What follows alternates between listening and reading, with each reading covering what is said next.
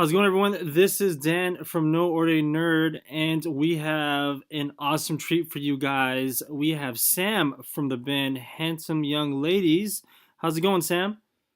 It's going great, Dan. Thanks for having me on today. Now, this is awesome. I heard the album and I love it. Everything is awesome on it, and I guess it comes out. Was it May 19th? Is that when you drop it?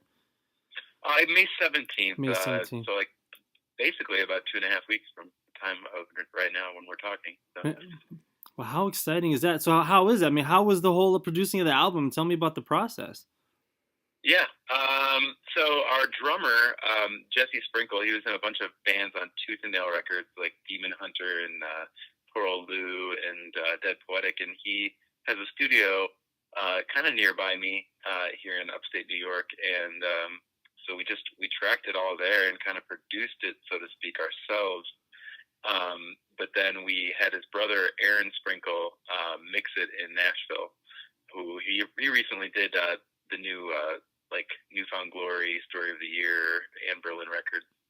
So had a really sweet deal on that, and I think it came out really good, like the combo of having Jesse and his brother do it. Nice. So. Yeah, I mean it's great. I mean it's awesome, but I have to ask. I mean, where did the name Handsome Young Ladies come from? It's the ongoing question that I keep getting. Well, that would actually be our drummer as well, Jesse.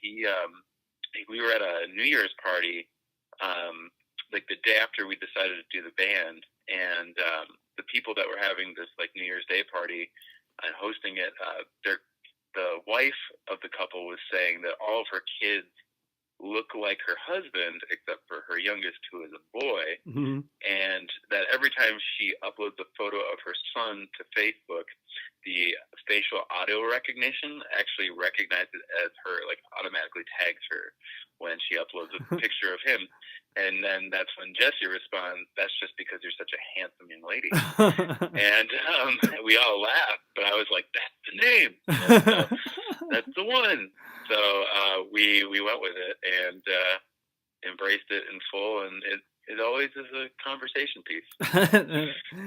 That's awesome. Now I know you guys your album comes out, like you mentioned, real soon, and I heard the whole thing. I love every track, and I'm just curious, like, you guys are doing these covers. I mean, what's the decision process on like what songs to cover? I mean, like, is there like a, hey, I want to do this song? No, we should do this song. I mean, how do you guys do that?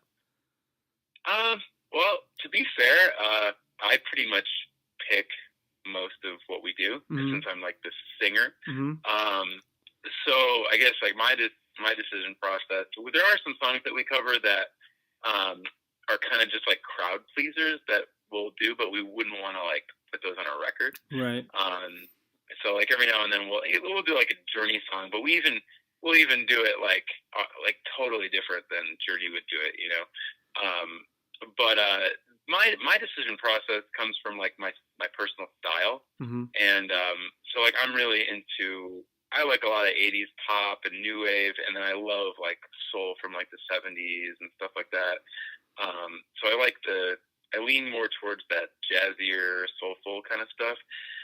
But at the same time, I'm from like I guess like I wouldn't necessarily call it straight up punk, but indie rock punk, like kind of background. Right. And, definitely a big factor in this band was to take our own artistry and kind of infuse it into, these songs, just like a band like Me First and the Gimme Gimmes, kind of does it in a punk rock way. We do it more of like a post-grunge kind of indie rock style. And so, yeah, the criteria basically for me, though, is songs that make me feel good, mm-hmm. and that are songs that typically, I say typically, are not rock songs originally.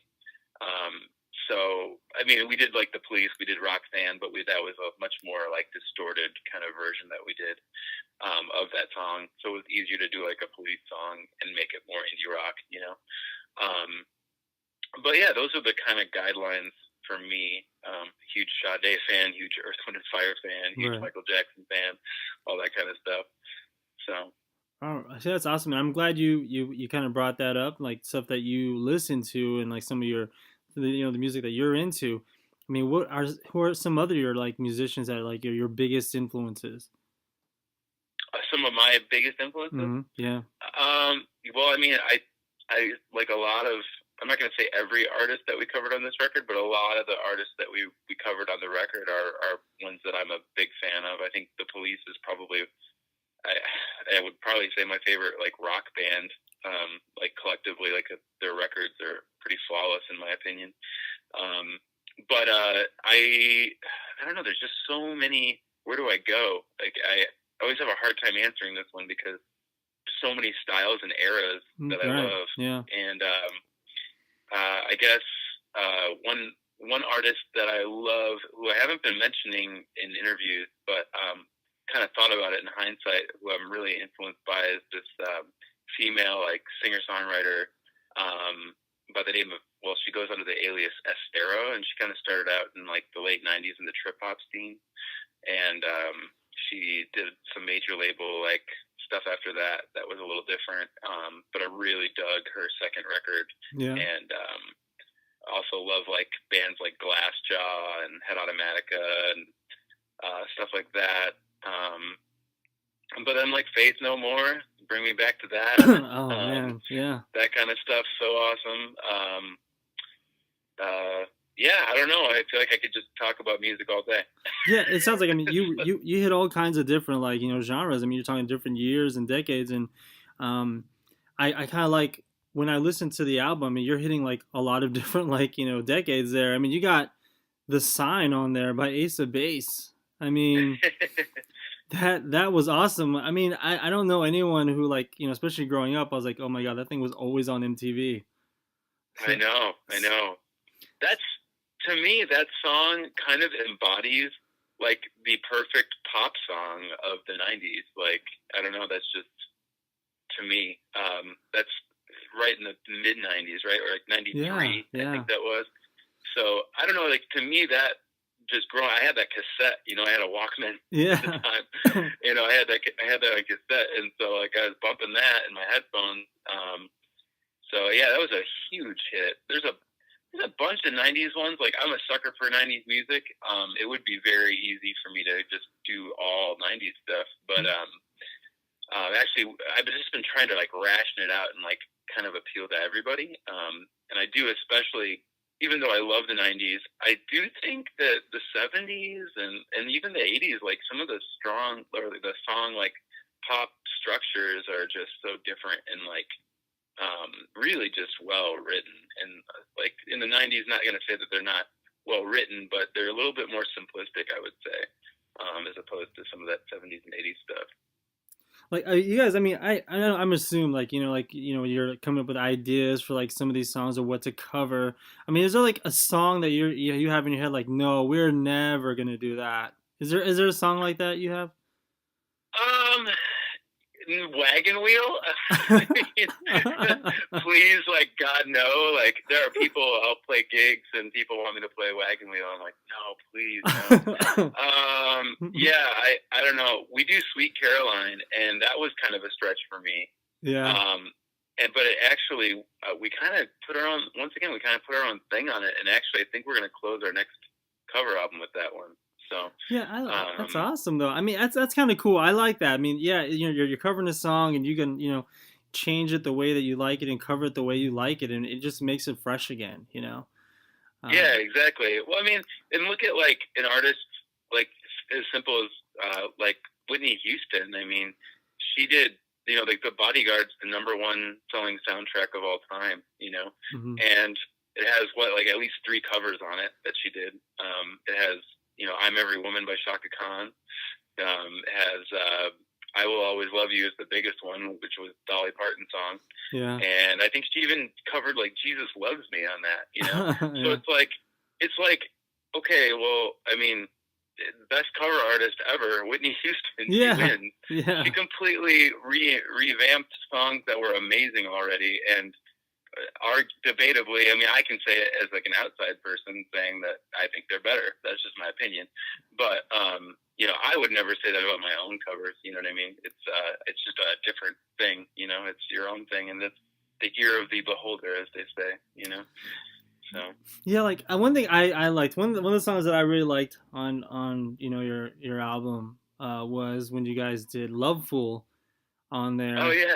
And the thing that's crazy about it is, when I first started playing it, it's kind of for me it's a pleasant surprise because you already have the idea, the way the song sounds in your head, and then you play it, you press play, and I'm just like, whoa, I don't hear it yet. And then but it's gentle. It's like a real gentle, you wouldn't really tell unless you're really fishing for it. You know what I'm saying? And then it kicks in, and you're like, oh yeah, yeah, yeah, yeah. That's like that's I think that right there is a skill in itself. that's funny you say that, and that happens to us all the time. Like we'll play a casino or wherever we're at, and people are like, honestly, like people are like the ones that are really intrigued by it. They sit there, and it's like they're waiting to figure out what song we're playing. Yeah. Like they don't know until the chorus. Oh, this is Rick Astley. You know what I mean? Like like that's kind of the fun of it. Yeah, Yeah. it is. It is to give it something just unique. Yeah, yeah, that's why I think. Well, I mean, it's obvious you're a lover of music. I mean, you love all genres, but is there? I gotta ask this question: is there a song you might have on a playlist from another artist, another decade or whatever, that you're like, oh my gosh, I can't believe I have that on my playlist. I can't tell anyone I love that song. It's kind of Oh embarrassing, but man. I love that song, but I don't want anyone to know.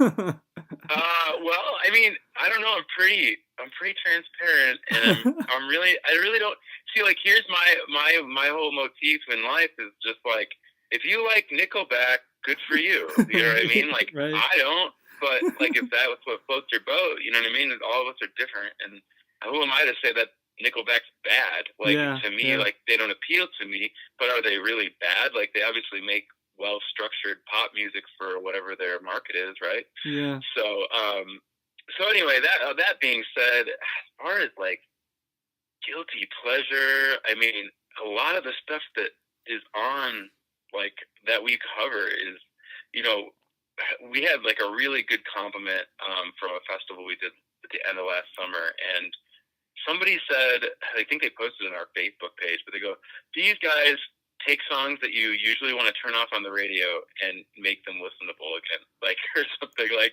basically Oh, like these guys play like bad music, but they make it good.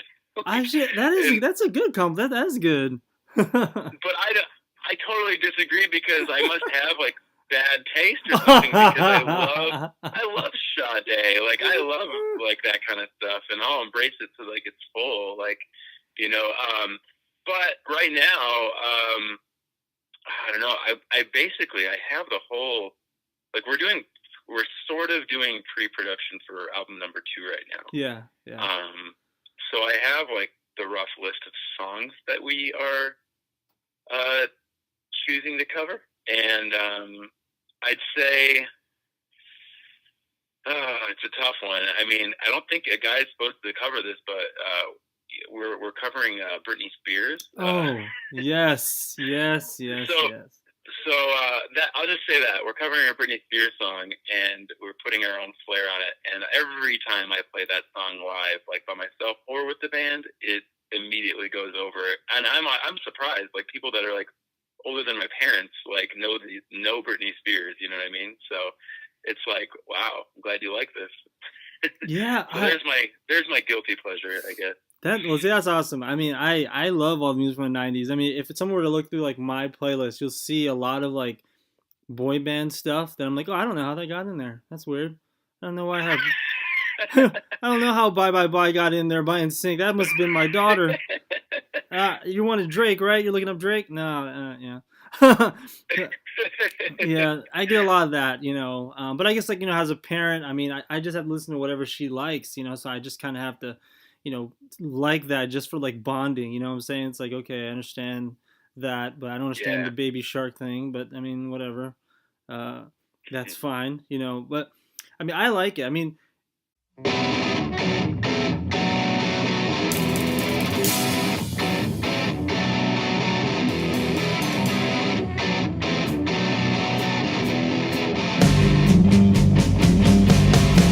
Do you remember the 21st night of September? Love was changing the minds of pretenders while chasing the clouds away. Our hearts were ringing in the key that is swords were singing as we danced in the night. Remember how the stars stole the night away.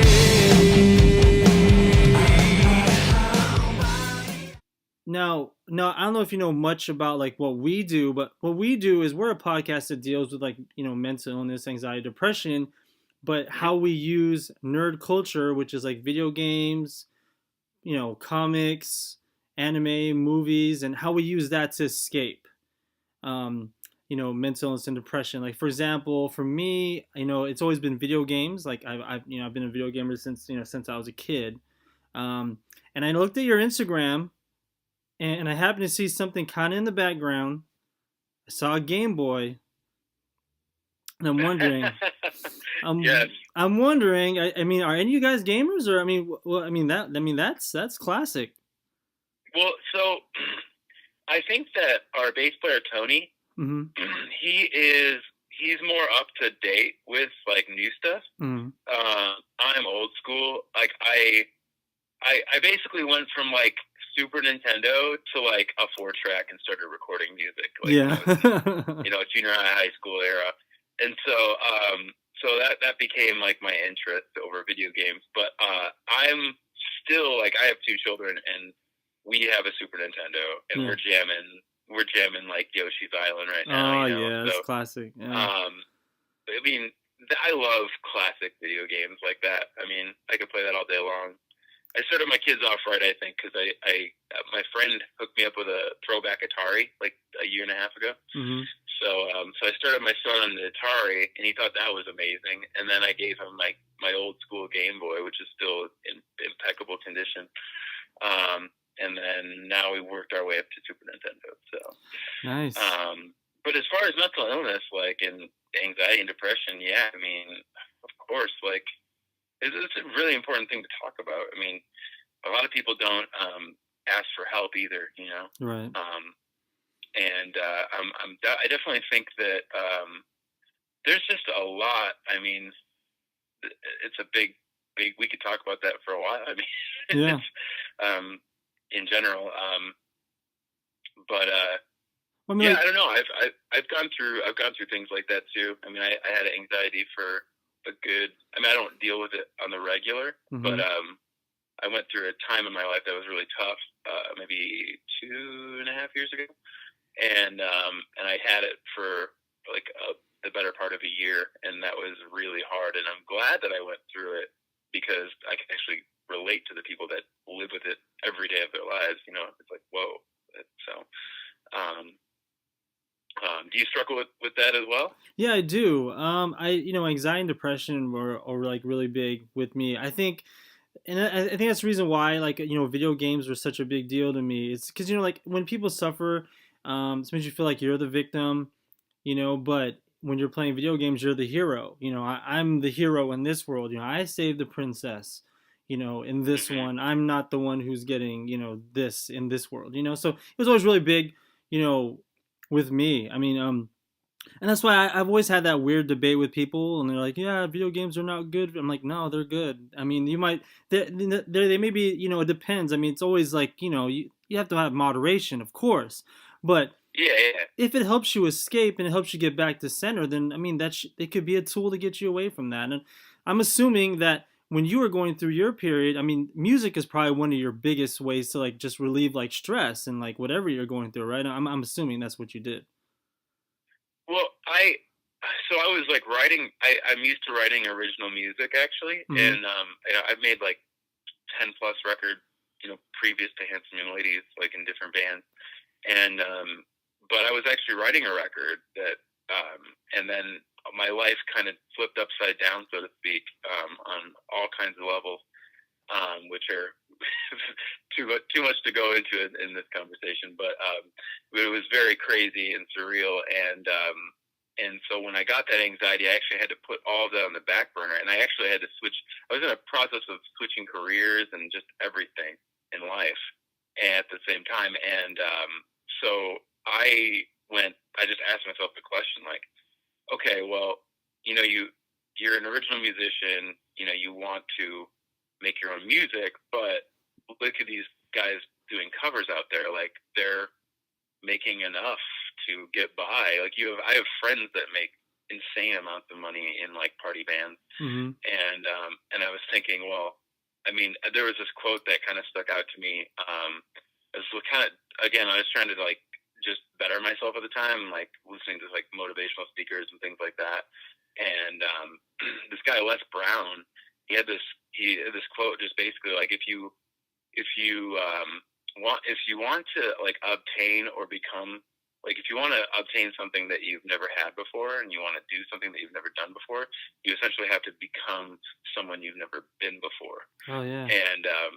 And so I really was at that time where I was like, all right, well, I'm already changing like everything about myself, so I have to become really self-aware. And so I just said, you know what, like it wouldn't be all that bad to go play cover songs for people and walk out of there and make a living off of it, if I just took that mentality, and then I could still make art on the side. Yeah.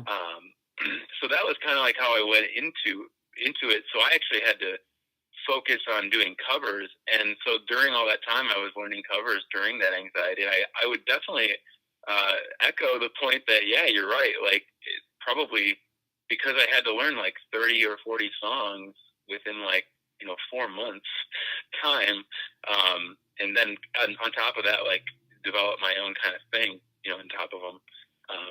That definitely helped with taking my mind off of the pain and the Yeah. things that were going on, So Yeah, see, I mean, that's awesome. And I think that's one of the reasons why I feel that, the interviews that we've done with, like, say, musicians or actors, actresses, and, it's just kind of awesome because that's like it is their career. It's also their way to escape at the same time.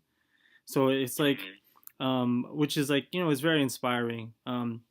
So, I mean, now, our last question, just because I mean that's what what we do, because we're in a whole bunch of nerdy stuff, dude. Like Good. Keep it we nerdy. yeah, I mean I mean, are you into any of the hype? Are you into any of the Avengers Endgame hype, the Game of Thrones hype, any of that stuff? Are you into any of that? uh, like, okay, so the short answer, not really. Mm-hmm. I I don't. I have never seen an episode of Game of Thrones. Mm-hmm. And so I'm one of those weirdos that I don't really have time. I don't really have time for like shows, Yeah, like yeah, TV shows. Now the Avengers would be something I would have time for, but I haven't made the time yeah, to go through the whole, because there's just so many comic book movies, right? yeah. It's And ridiculous. Yeah, and I love comic books, and I love like especially like '90s, like going back. Some of my favorite movies were based on comic books, like The Crow and Tank Girl, and like all those old school films. But yeah, so I love comics. I love, like, Watchmen was an awesome book. oh yeah. One of my faves. I definitely love sci-fi and stuff like that. But there was something I was gonna say about nerd. I think I would have redeemed myself in for all the Game of Thrones people. But yeah, go ahead. Sorry. No, With okay. the So if you were to say, me honestly, when you mentioned sci-fi, I'm not really much of a sci-fi guy, and like there are some things where I'm like, I can't get away to it because I find it sci-fi. If you had to choose one thing, could be a comic book, could be a movie, it could be a TV show. What's that thing that would convince me to be like, yo, like see, okay, I get it, I understand sci-fi, it's dope. Give me one thing that you love in sci-fi that would be like, yeah, you have to see this, or you have to read this. Yeah. I I don't know, man. Like, there's different kinds of realms of sci-fi. There's the elements of like time travel. There's the elements of just other dimensions, things like Mm-hmm. that. So I don't know. Like, so I don't know if I'll ever have this feeling again, Mm-hmm. but seeing the first Matrix film, Oh yeah, um, yeah. like, and again, like that was in like 1999, right? So Mm-hmm. that was a long time ago. But like seeing the Matrix was to me probably what Star Wars was for everybody before me. You know Yeah, what I mean? yeah. And even though like I respect Star Wars, Matrix for me wins. I don't like the last Matrix film, but the first two I think are so baller. Oh yeah, yeah. I also think that the Animatrix is a sick series. Mm. And if for people that are you into anime at all? Oh yeah, man. So I would say on the anime tip, I fell in love. This was like had to be a good decade ago. I lived right next to this like 5 star library in Arlington Heights, Illinois, and I was just checking out like any anime I wanted for free, on DVD, and I got hooked on Death Note. Have you Oh ever seen Death? yeah, yeah. That dude, Oh that's my definitely a god, dude! classic. Yeah, I had to buy that. It's yeah. amazing. It's so amazing. Like the storyline's just awesome. Like so well written. But yeah, other nerdy sci-fi. Trying to think. See, I Love mean, like dystopian stuff, like yeah, books. Like Orwell and stuff like that. yeah. Like the Giver and all that kind of stuff is crazy. I don't know. There's so Yeah, it much. is. I know it's like all too like too much to talk about. Like in, I guess like in an interview. I mean, because it's. I mean, I'm glad you brought up like talking about like an anime and Death Note and stuff. And a lot of people have always said, and we've kind of mentioned it, like you take the comic book, you make it into the movie, and there are people say you shouldn't do that, don't do that. And I know that with Death Note, that has like a lot of people saying like, no, they shouldn't do that. They shouldn't make a full action live thing of it. It's not going to be good. Are you like one of those people who are like, you know what? Let's just keep it classic. I don't want to like change it. I I don't know. I feel like and by the way, let me answer that and I just remembered what I was gonna say. Yeah. It's gonna redeem my nerd quality. So okay, so Death Note. On that tip, I tried to watch the movie. Yeah. And I think there might have been another one that was coming out. I think they've tried to do different movies of it, Yeah. Yeah. and Yeah. Yeah. it's never worked for me. I just No. didn't like it. But I'm open. Like I'm always open to to somebody like putting their spin on something. Like I look at a movie as like another medium to like tell the story, right? Like Yeah. if Yeah. if Tarantino did Death Note, like holy, Oh, like I what would know. that be? Yeah. Like, well, I mean, look what he did with Kill Bill. Like that's amazing. So I don't know. I think it's who's gonna do it. How are like no filmmaker's the same, no producer's the same. I actually recently had the opportunity to work on a movie set for this film that's going to be coming out in a year called Drunk Bus. I was just a production assistant, but Mm-hmm. it was pretty fun, and it's very unique to see everybody in their element and their different roles and what goes into putting on like a major motion picture. Yeah. So, so to redeem my nerd quality real quick, I said I didn't have time for the shows generally, Mm-hmm. and that being said, I'm probably the reason I don't have time for shows is because I go buy a DVD. Like I'm a nerd in that. Like I buy physical media. Yeah. Still. Yeah. I own records. I own CDs. I own DVDs, etc. I even have cassettes, which is probably an extra nerdy quality, an antiquated quality. But when I buy a DVD, I'm not buying just the movie.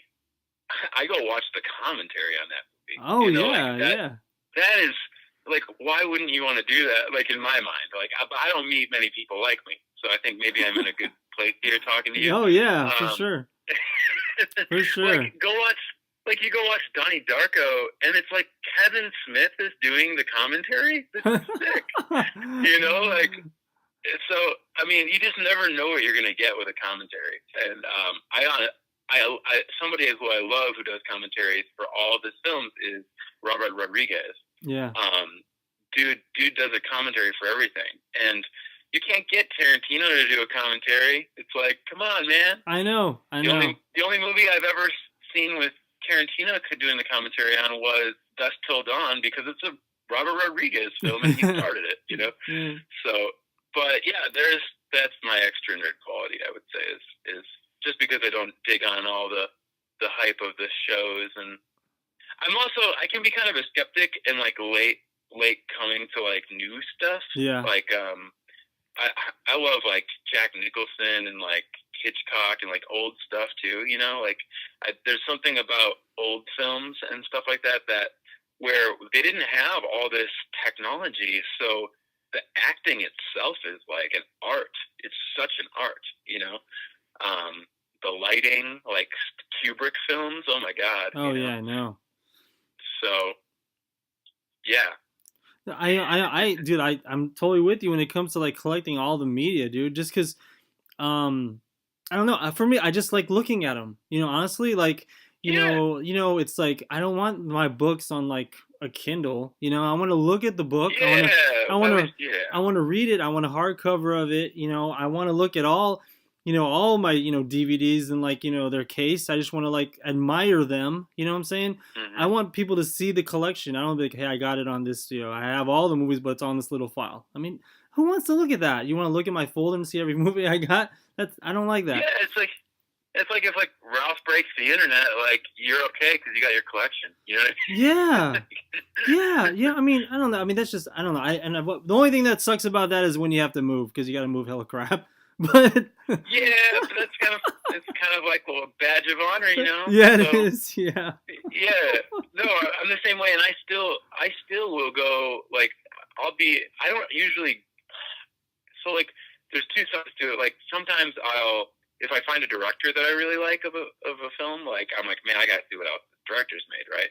But the other part of me is this very spontaneous, just visualization and art, like kind of mental outlook is I'll be at the record store that has plenty of DVDs, and I'll buy DVDs just based on like what it looks like, just like this looks really artistic and cool, or this actor's in it, like I'm gonna try this out, you know what I mean? So I mean, it's just I like doing that sometimes. It's just going on an adventure. I've discovered some really cool things just doing that. And sometimes you get some duds, but you're also buying DVDs, which aren't very expensive. No, not at all. No. I mean, and it's like, and like Amazon, like you can get CDs for so cheap, like it's insane. Like you're basically just paying shipping for a CD. Like it's like, yeah, I'll never stop listening to CDs. I love CDs. Yeah, I mean that's my thing too. I mean, like I say at a bookstore, I can spend like hours.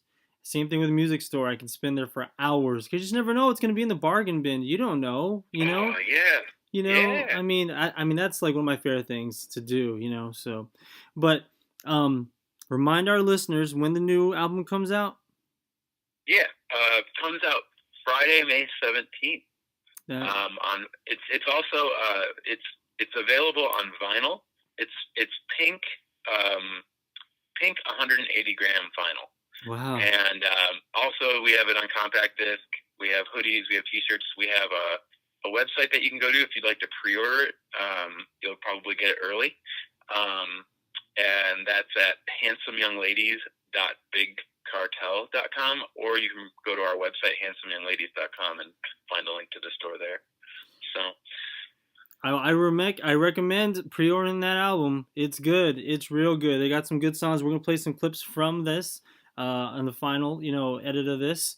Also, I also recommend checking out their YouTube channel. There's some acoustic stuff on there that you could see. I recommend looking that up too. So Thank you, Sam, for doing this interview, and we love the album, and we wish you guys good luck. And if you guys get it out here, I mean, we'd love to check you guys out live. If you guys make it out to the West Coast, that'd be awesome. I would love to, and I'm very much open to doing festivals or bigger events or whatever. If it makes sense monetarily, because we're full timers out here, but I'm pretty much open to all markets. So nice.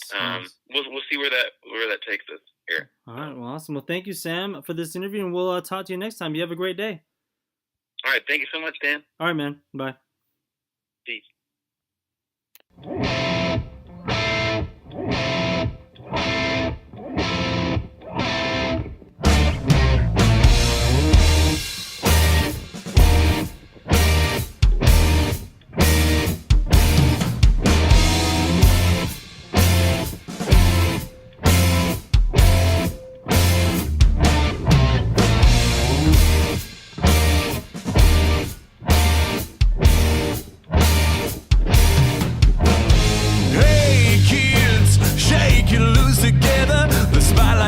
Something that's been known to change the weather. We'll kill the fatty calf tonight, so stick around.